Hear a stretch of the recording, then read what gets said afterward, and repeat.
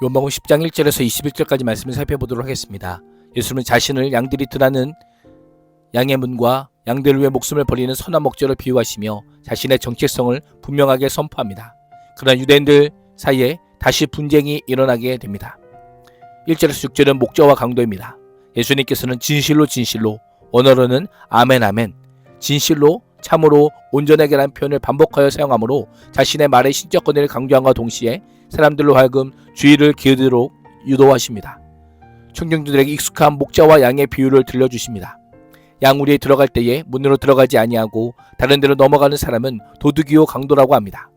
당시 유대 지방의 양들은 밤이 되면 우리 속에 들어가 보호를 받았는데 우리 안으로 들어가는 문은 하나뿐이었습니다.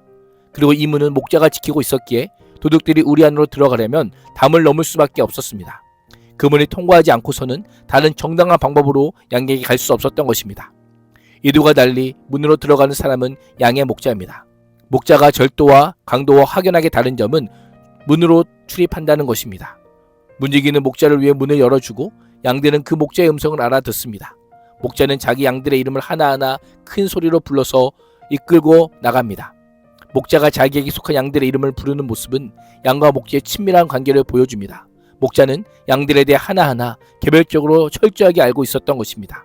수많은 양을 하나하나 알고 있는 모습은 마치 부모가 자녀의 일거수일투족을 잘 알고 있는 모습을 보는 것 같습니다.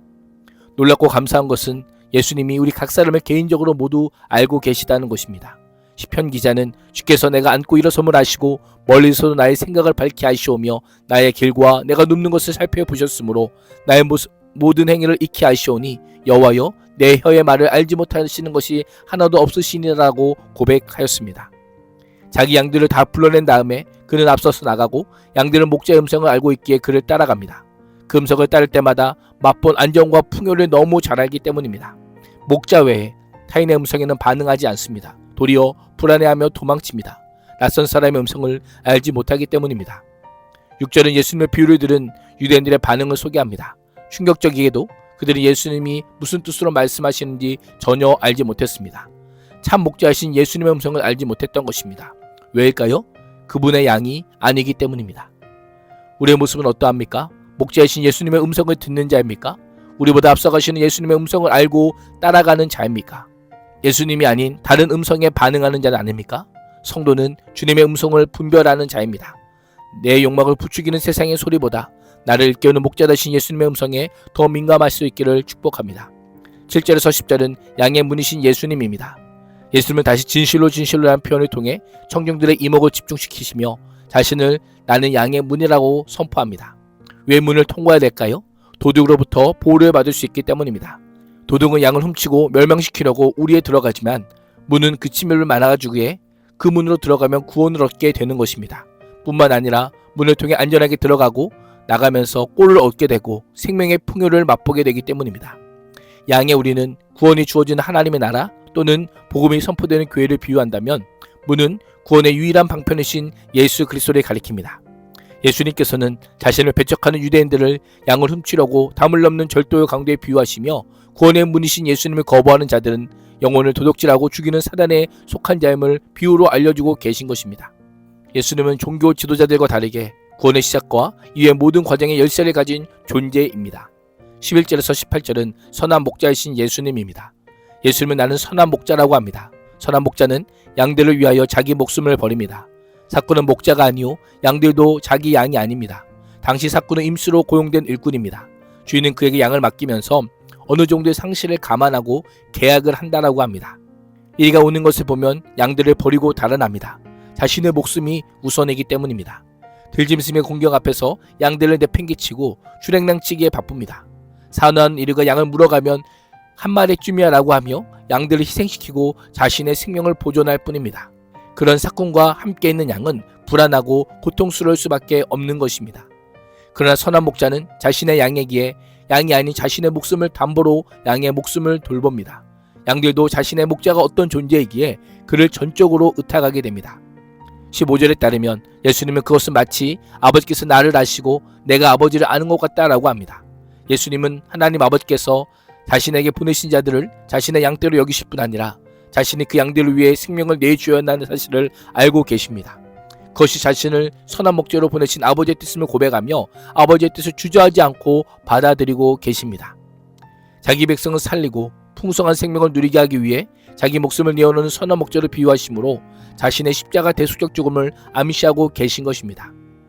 예수님은 16절에서 나에게는 이 우리에 속하지 않은 다른 양들이 있다라고 하시며 나는 그 양들도 이끌어와야 한다. 그들도 내 음성을 들을 것이고 한 목자 아래에서 한 무리의 양떼가 될 것이다 라고 말씀합니다.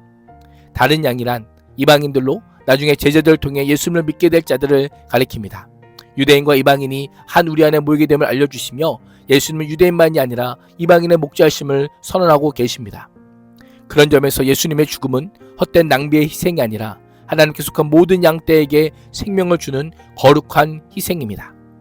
아버지께서는 그런 아들을 보며 사랑하실 것입니다. 아들은 자신의 생명을 내어주지만 아버지께서 다시 목숨을 얻게 하실 것입니다. 십자가의 죽음과 부활이 하나님의 구원 계획을 성취하는 과정임을 알려주고 있는 것입니다. 예수님의 십자가 사역은 하나님의 주도권 아래에 있지만 철저히 자발적 선택을 통한 순종입니다. 예수님의 죽음은 표면적으로는 종교 지도자들이 잡아 죽인 결과이지만 사실은 예수님의 의지적 선택과 자발적 순종에 의한 내어주심임을 잊지 말아야 합니다. 19절에서 21절은 사람들의 반응입니다. 예수님이 이 말씀으로 말미암아 유대인들 사이에 다시 분쟁이 일어납니다. 어떤 이는 예수가 귀신 들릴 때 미쳤다고 하고 다른 이는 맹인의 눈을 뜨게 한 것을 보면 귀신 들렸을 리가 없다라고 하며 의견이 나눠지게 됩니다. 예수님의 말씀을 듣는다고 모두가 깨닫는 것이 아닙니다. 안다고 해서 다 받아들이는 것도 아닙니다. 양의 문과 선한 목자의 비유를 들은 유대인들은 여전히 예수님을 믿지 못한 채 분쟁만 할 뿐입니다. 자신들의 기대한 선지자나 메시아의 모습이 아니었기 때문입니다. 하나님께서 주신 말씀과 표적보다 자신의 기준과 판단이 더 믿을만하다고 생각했던 교만이 그 안에 있었던 것입니다. 오늘도 하나님의 말씀이 내 정체와 상태를 그대로 드러낼 때 외면하거나 거부하지 말고 말씀이 나를 진단하고 인도하도록 열린 마음과 겸손한 마음을 갖는 믿음의 사람이 될 수 있기를 주님의 이름으로 축복합니다. 기도하겠습니다. 하나님, 혼란한 시대 가운데 누가 참 목자인지 무엇이 목자의 음성인지를 바르게 분별하는 양이 되게 하시고 참 목자요 선한 목자 대신 예수님만 따라가게 하시고 생명을 얻고 더 풍성히 얻는 은혜를 누리게 하여 주시옵소서. 예수님의 이름으로 기도합니다. 아멘.